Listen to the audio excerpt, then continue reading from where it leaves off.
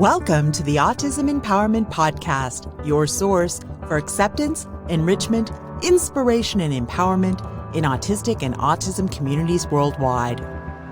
Wherever you identify in your autism or autistic journey, Autism Empowerment is here to meet you along the way. We are an autistic-led podcast, 501c3 nonprofit charity, and publisher of Spectrum Life magazine. In today's episode, we're focusing on supporting parents who are new or early in their child's autism journey. In the summer 2018 issue of Spectrum Life magazine, Jasmyn Jones wrote a letter to parents called When the Best Therapy is Love. As an autistic mother, Jasmyn shared advice and wisdom that resonates especially with parents new in their autism journey, but is encouraging for others on the road as well. We'll be reading the letter to you today and discussing key takeaways. And we're live and on the air. Hey there, Karen. Hi, John. You sound pretty energized. How are you doing today? I'm doing fantastic. I'm so happy that we're already up to episode number 6. Yeah, that's right. We're doing pretty good being on podcast episode 6. We're rolling along. We're doing our best to release new content twice a week, usually sometime on Mondays and Thursdays. Be sure to subscribe and feel free to go back and check out our past episodes. We produce a lot of evergreen content that's meant to retain its relevance for a long time. With that being said, hello to our listeners, whether you're here with us for the first time or you're a returning guest. Thank you for joining us. My name is Karen Krejcha, and I'm the Executive Director and co-founder of Autism Empowerment and one of your hosts for today's podcast. I'm here with my husband, John Krejcha, who is our Programs Director and other co-founder. We recently finished a 2-part series on autism support groups, and forums. Today, we want to speak to parents who are either new or early in their autism journey and share loving words of wisdom from someone who has gone before you. Specifically, we're going to be reading and then discussing a letter to parents called When the Best Therapy is Love, written by Jasmyn Jones and first published in the summer 2018 issue of Spectrum Life magazine. For now, I'm going to turn this over to John to take on the primary duties of asking questions and helping orchestrate this episode. I'm happy to be the conductor for today's show, and I'll help keep the band together. You're just full of witticisms. Why, thank you. Why are we doing this show today, and how can the content help our listeners? We're doing this show today to remind parents that no matter what they may be feeling, they are not alone in this journey. Especially when you're new, it's nice to know that you're not alone. That being said, if you do search online for advice and support, you're going to be flooded with suggestions. So today we wanted to share some particular wisdom that comes from both a parent perspective and the perspective of someone who's autistic. We're doing this show also because we want to remind you that your child is the same as they were before the diagnosis. They still need your unconditional love. To remember that they're valuable and you're valuable too. Hey, Karen, would it be okay if you read the article first so our listeners can hear what the article is all about, and then we can come back and go over the points more in depth? I think that would be a great idea. There's a lot to cover in this article. I don't want our listeners to feel that they have to sit and take notes right away, so we're going to go ahead and put the article in the show notes at our website at www.autismempowermentpodcast.org. For now, listen to this from the frame of reference that it's a letter from a mom to you with love. Dear parent of the child who just got diagnosed as having autism, may I share some advice? I ask because many won't. This comes from an autistic parent's perspective. Love your child unconditionally. Presume competence. Promote autism acceptance. Assume when you're talking in front of children that they're listening. Your dislike of an autistic behavior may be internalized by your child as a dislike of them. Remember that all children and adults are lifelong learners. Assume that anything you post online may someday be read by your child, their peers, and future employers, yours too. Learn to enjoy what your child does and unlock a key to their world. Get to know autistic adults. Autistic adults can be quite a prolific group online. Teach your child to advocate and include him or her in their IEP meetings. Know that it's common for autism to run in families genetically. Remember, there's no shame in seeking counseling for yourself. Encourage your child's faith journey while you're strengthening your own. Befriend yourself and make dedicated time each day for grounding. Continue to educate yourself. You'll be visiting a lot of health professionals over the next few years. Many of them do not have extensive specialized training with the vast intricacies of how autism presents itself in boys, girls, teens, and adults. You will hear or read a lot of advice from autism parents over the next few years. Remember, their experience is only with their own child, and although their advice may prove invaluable, what works for one child may not work for another. It's good to have peers you can turn to, but if you're meeting those peers in person, make sure they're also uplifting influences for your child. What do I mean? Well, parents get together to chat for things like playdates and such, and then they'll start venting right in front of the children, whether it's their kids or someone else's. So not cool. Kids hear and internalize. They pick up on raised voices and rude tones. They want to please their parents and get hurt or embarrassed when they hear things about their inability to toilet or the meltdown they had at school. They get sad or think mom or dad hates them when they complain in front of them how they never get a break because of their kids. Please don't give your kid a guilt trip. They'll have enough on their own. So be careful. The mental health and self-esteem of the beloved child you have been entrusted with is at stake. When you do need to vent, do it away from the kids. Don't talk badly about your spouse in front of them. And if you need to see a mental health counselor for you or your family, do it sooner rather than later. Doctors tend to operate from a deficit model.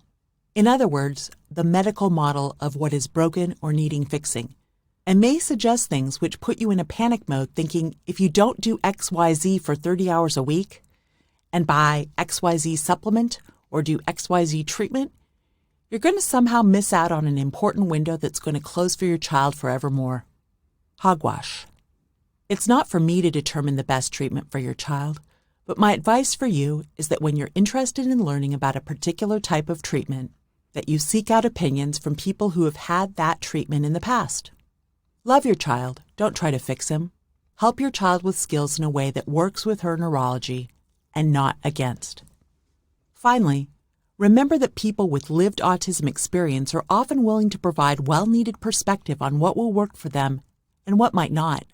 When you're working with doctors, teachers, and other service providers, ask if they ever seek autistic input from adults. And if not, why? Mom and Dad, you have a child with a lot to offer you. Remember that. Chances are you'll learn so much from your newly diagnosed autistic child that your life will transform. I'm rooting for you. I'm rooting for your child. Welcome to the autism community. Love, Jasmyn. Wow. Thank you so much for reading that, Karen. That was actually very impactful now as when it was first written in 2018. I know that was a Stories from the Spectrum, Autism from an Autistic Perspective, correct? Yes, for our listeners out there who may not be that familiar with autism empowerment, in addition to producing this podcast, we also publish a magazine called Spectrum Life Magazine. You can learn more about that at spectrumlife.org. In each issue of our magazine, we have an ongoing series called Stories from the Spectrum, Autism from an Autistic Perspective. And what that is an opportunity for autistic youth or autistic adults to share something about their journey from their own perspective, to be able to share that knowledge and insight and wisdom with others. When we used to have this podcast when it was called Autism Empowerment Radio, we did a similar thing called Snippets from the Spectrum. As we go along with our podcasts in the future, our different podcast episodes, we're going to be bringing that back because I think it's important to hear an autistic point of view in a lot of the things that we share. Getting back to what Jasmyn wrote, John, you mentioned it was really impactful to you, and I'm curious for you to share with our listeners why that might be. Absolutely. So we've been on this journey since 2008, so that's coming up on about 13 years with our kids. And there are so many things that resonated from what Jasmyn had said, so many of the different points that she went over. But I think one of the biggest things is I wish I would have had that when we first had the diagnosis. It would have probably helped me save a lot of internal grief and internal fighting, because there's a struggle sometimes, a cycle of grief, because kids don't come with manuals, and especially kids on the autism spectrum don't come with the manuals. And even though I'm not big on reading manuals because I'm a guy, it would have been really helpful. And I look at what she'd written as like a manual. You know what I'm saying? But I would have read that. Yeah. You know what I noticed? What? Husbands don't come with manuals either. So Karen, while you were reading that, how did you feel about that? John, it brought me back to when our children were first diagnosed. We have 2 kids on the spectrum, and they were both diagnosed back in 2008 when our youngest was 2 and our oldest was 9. Like you said, I wish that I had the perspective of another parent, particularly an autistic parent, because a lot of the things that we heard in those beginning days were just really overwhelming and came from a place of doom and gloom versus hope and positive trajectory. And we were pretty isolated too. Yeah, we're pretty isolated. So when I read that, I thought there were a lot of great ideas in there. There is a lot to unpack. It can be kind of overwhelming, and I'm sure that listening to it, there's just so much to try to remember. That's why it's important that we just put that article out there for people to check out. But I was really encouraged. As we learn from others, it's great to pay that knowledge forward because it makes the journey easier for others than it was for us. I think that she shared so many different types of suggestions. I figure if people just put into practice a fraction of those, it's going to be easier for them. When more people put these concepts into practice, it creates not only a better environment within their own families, but it creates a better environment in our schools, in our communities, in our world at large.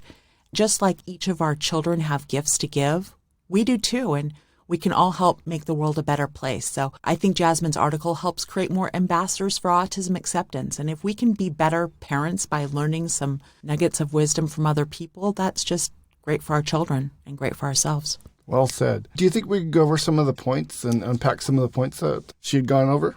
Would love to. There's so much there to be shared. I'd love to talk about it. It's hard to pick one or two, so I'm just going to pick a few of them to go over. Mm-hmm. Many of them will probably end up being their own shows down the road. I think that we're going to be doing a lot of shows for people who are either new to diagnosis or early on in their journey. This is kind of a starting point, right? The 10,000-foot level, that's what I see. Mm-hmm. One of the topics I want to talk about is presuming competence. Can we go over that one? Because that, to me, really resonated quite a bit. Absolutely. I think that when you're starting out in your journey, that's one of the first things that you really do need to hear. Presume competence. What does that mean? Well, in this instance, presuming competence means to assume that an autistic person, your child, has the capacity to think, learn, and understand, even if you don't see any tangible evidence that that's the case. It's assuming that they're not inherently incapable or unable. They just need the right support, tools, and resource systems to help them succeed. Now, a lot of times, if parents are parenting children that might be non-speaking or non-verbal, it may be very difficult to see how their child communicates. And so that's sometimes when people do not presume competence, even though they should. So again, it's assuming that they're not inherently incapable or unable. They just need those supports and tools and resource systems. It's not idealism, it's not wishful thinking, and certainly it's not ignoring or pretending the challenges that their child faces are not there. Presuming competence is about giving someone a chance or opportunity and helping them take that opportunity in any way that they can. Now, you can always go back and simplify things if need be, if you're teaching someone something, but it's much harder to go back and help your child reclaim lost opportunities. I like to describe it as if you aim low, you're really going to only expect low results.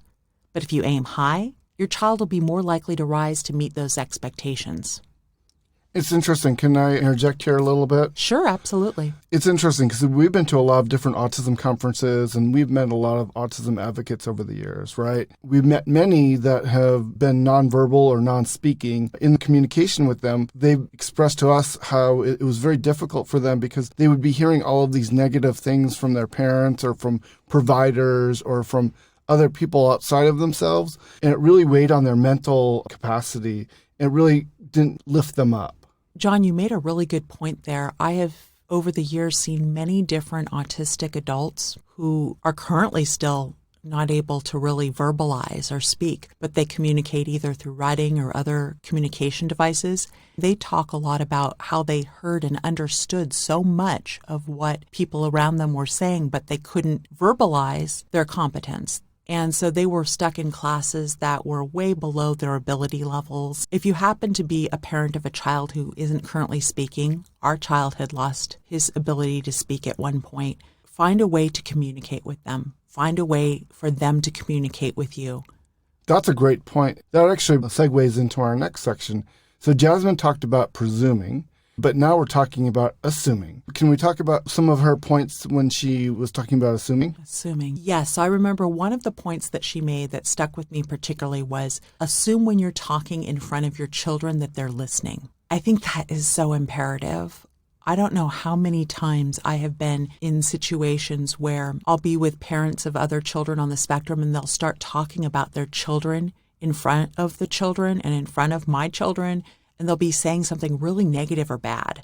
Just because you dislike a particular autistic behavior doesn't mean that you need to share that in front of everybody. Your children are listening to what you're saying, and your dislike of something may be internalized by your child as a dislike of them. They may not be able to understand that. I think that a lot of times people will talk about their children as if they're not in the room. I know our kids have both shared that with us where they've been at school, they've been in classrooms, and parents or teachers or other people will come in and they'll talk. Even in special ed classes. It happens. Where the teachers will be talking about other kids and they're not thinking that the students are listening. We heard many stories coming back to us. I hear lots and lots of stories. Assume that if you're saying something in front of your child that they're listening, even if they have their headphones on. That happens to our child all the time. we might be talking about something and then looking over at him, he has his headphones on, and then all of a sudden, boom, he'll make some comment randomly that we were talking about. And we're like, what?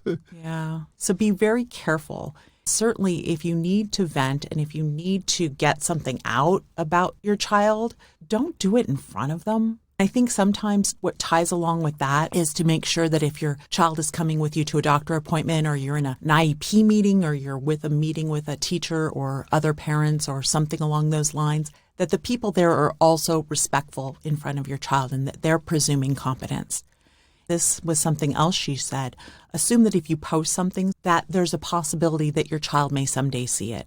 So if you're sharing pictures or if you're sharing anecdotes about something that may happen. Someone could probably do a screenshot and that could be there forever. It's true. And also, it may not just be them that sees it. It could be their peers or their future employers or something along those lines. So privacy and respect. So I think it's important, too, that you aim high. When you're assuming things, you want to assume positive and celebrate their strengths.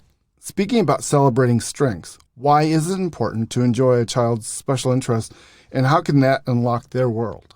Sure, I'd love to talk about this because in autism world, special interest is really just another term for passions. What are our children really super passionate about? And that may change over time, but it's something that they really, really love and they want to absorb themselves in all things regarding that subject. So it could be trains, it could be weather, it could be dinosaurs. A particular animal. It could be a certain point in history. It could be something that's common and a shared interest with other people like sports. This is a really great way to be able to bond with your child. And that is to find out what they're passionate about, what their special interest is, and to celebrate that and learn as much as you can about that with them.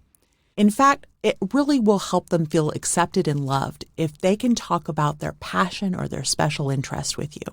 If they can't talk about it, maybe you can watch something with them or you can play a game with them. With our youngest child, at the time that he regressed and lost language, we didn't know if he'd be speaking again. But one thing we did know is that he loved cars. Cars. Cars. So he would have Matchbox cars and he'd have Hot Wheels cars and he would line them up and he would sort them in all different ways. It was just really interesting. If we got down on the floor with him, suddenly he would pay attention with us and we would join in play together. And so that allowed an opportunity later on to lead to more language. It led to teaching different types of concepts because we built everything from cars. It even got to a point where when he was in school and started to write and had trouble trying to get started with a topic, if we had it be about something he was passionate about, like cars or eventually weather or geography, he was able to start writing because it was something that meant something to him. And he had the knowledge base and he was thriving to get more information. Mm-hmm. And I think once we started to engage him there, he was like, oh, you're coming into my world rather than I'm having to go into your world. Absolutely. It's helping us fall in love with our kids and their passions and their gifts and their strengths, because they all have them. We learn things along the way. I have learned so much from different kids that I have worked with or hung out with about specific topics. Oh, yeah. I have this one child that I worked with a long time ago. His special interest was monkeys. Everything about monkeys. He could tell me where the monkeys were coming from, what monkeys were, which breed of monkeys, what species of monkeys, how many monkeys were still around. But I actually really engaged with him on that. I didn't try to pretend I didn't know the information. I tried to seek the information, and he became more engaged. He became more outgoing. It seemed like he felt valued. Yeah. If you want to befriend or you want to become an ally to a child that's on the spectrum or an adult that's on the spectrum, engage with them on their special interests. But don't be a poser. But don't be a poser. So what that means is that you don't want to pretend that you have some really high-level knowledge about monkeys and then you don't, because they will call you on that. The thing is that you'll lose trust. If you pretend to know something like, oh, yes, I'm the expert on baboon bottoms or something along those lines, they're going to call you on that, and they're not going to respect you. So that's not good. Don't be a poser. Be authentic. Absolutely. Speaking of being authentic to your child, you also need to be authentic to oneself. Why is it important to take care of oneself, Karen? Your emotional and your mental health is really important. It's a vital part of your life, right? How you're feeling and how you are doing mentally and emotionally is going to affect your thoughts, your behaviors, your emotions, and your ability to function. So if you think of it as a car, your car needs to have gas in the tank to be able to go anywhere. And if you don't have any gas in your own tank, you're not going to be very productive. No, you're not. So being authentic to oneself and taking care of oneself is really important, because emotional health is going to promote productivity, and you're going to have greater effectiveness in activities like caregiving, like taking care of your child. It plays a really important part in the health of your relationships, and it will allow you to better adapt to changes in your life when you're coping with adversity. One way that you can take care of yourself is to make sure that you take dedicated time each day for yourself. It might just be a few minutes. I know when our kids were younger, I was just thrilled if I could get a shower. But when I did get that shower, oh boy, we were all thrilled. Funny. But when I got that shower, oh my goodness, I smelled great. I sang all sorts of wonderful things. But whatever it is for you, John, you and I watch murder mysteries at 3 a.m. sometimes, and that's healing. That is healing. Might not be for everybody, but maybe it's a walk, it's a song, it's whatever it might be for you. And communing also, with nature, or reading a book, or taking a bubble bath. Making sure to prioritize yourself. For me, I needed to get stronger in my faith. And I found that when I got stronger in my faith, other things fell into play where I eventually was able to find more time to be able to do more things. I was growing my health, and I was then more capable and more productive. I want to say also that in terms of self-care, it's also important to remember that there is no shame in seeking counseling for yourself. Our last 2 podcasts actually were about support and mental health support, autism support. Counseling is something nowadays, especially with telehealth and telemedicine, that we can get online. I know that doesn't work for everybody, but being able to talk about something with someone else is really valuable for so many different people. And the lifelong learners, I know Jasmyn mentioned that too. It's important that we all continue to educate ourselves. That means getting to know other people within the autism community, getting to know some autistic adults, because they were once autistic children too. There's a lot of insight that you can glean from people who have shared certain experiences. There's quite a prolific group online. I think once you can advocate for yourself, then you can actually teach the advocacy to your children as well. Mm-hmm. Advocacy is a lifelong skill. It helps build that independence, and you want to start that as early as possible. John, one of the things that you and I did as early as we could was that we included our children in their own IEP meetings. Super important. Mm-hmm. These are going to be things that you want to do early on, because we're not always going to be around. And so the sooner that we can teach our children these skills, the more independent, the better it'll be for them. Not only does it help them, it helps you, because when they're more independent and can do more things for themselves, then that's less reliance that they have on you. Because guess what? We're not always going to be around. Nope, we're not. The more that they can rely upon themselves, that's more confidence building. That leads to more opportunities for them. So when we teach our children skills of advocacy and skills of independence, they're more resilient and they're able to learn more and grow. That gives us more time as well, because when they're able to do more things for themselves, that's great. That means that they're relying less upon us, for example, to tie their shoes or to brush their teeth or those types of things. Because once they can do that, then that builds on helping maybe advocate in an IEP meeting or email a teacher or doing lifelong skills that they'll need later down the road. We want to be able to teach our children as early on as we can to advocate for themselves and to learn those independent skills, because we want them to have the best life possible and the highest trajectory. By doing that, we're promoting autism acceptance for them, for ourselves, for everyone else out there. We're also showing our child love. We're showing them that we believe in them. I think that was probably the biggest one that she had put out there, was love your child unconditionally. I think it's important to add, where do we go from here? What are our takeaways? Because there's a lot, right? Why are people listening? To that, I want to say you have a choice. You always have a choice. Now, you may not have had a choice that your child was diagnosed on the spectrum. We may not have had a choice or say over what happened in the past, specific events or specific things, but we always have a choice in what we can think and say and do and react from here on forward. I think a lot of times parents feel despair, they feel hopeless, and they think that they have no choice. And that's fueled by sadness, it's fueled by anger, it's fueled by fear. But when we can change our attitude to the point where we're saying we do have a choice, we can have hope, we can have education where we inform ourselves, we can have an attitude of gratitude and look towards the gifts and strengths and things. Sure, there's going to be challenges, but we're making a choice on whether we're going to have a bad reaction or we're going to say, I'm accepting this for where I'm at and I'm going to move forward. So I truly believe that when we make choices to surround ourselves with presumptions of competence and we hang out with people who can instill hope, it helps us feel better about ourselves. And then the choices that we make are stronger ones. Because it's true that the choices that we make not only impact our child's trajectory, but our own. At Autism Empowerment, we often say you're on an autism journey, but you're also on a life journey. We're here to meet you along the way, and you're not alone. Thank you so much for going over all of this today, Karen. I'm now going to turn it back over to you after I say thank you to all of our listeners for tuning in. So thank you, listeners, for tuning in and listening. And now here's Karen to close us out. John, thank you. It was great to talk with you today and discuss when the best therapy is love. Jasmyn wrote a great piece, a great letter, and our listeners can read that on our website at autismempowermentpodcast.org. I think it's important for our listeners to remember that this is just one discussion of many that we'll be having to support you in your journey. We appreciate you hanging out with us and thank you for your time. You've been listening to the Autism Empowerment Podcast.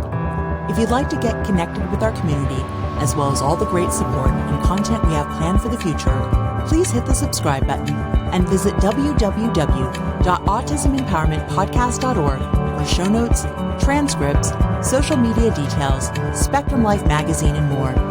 As a 501c3 nonprofit charity, we rely upon support from listeners like you to produce our podcast and other programs. We appreciate you leaving a positive review and considering a tax-deductible donation. Thank you again.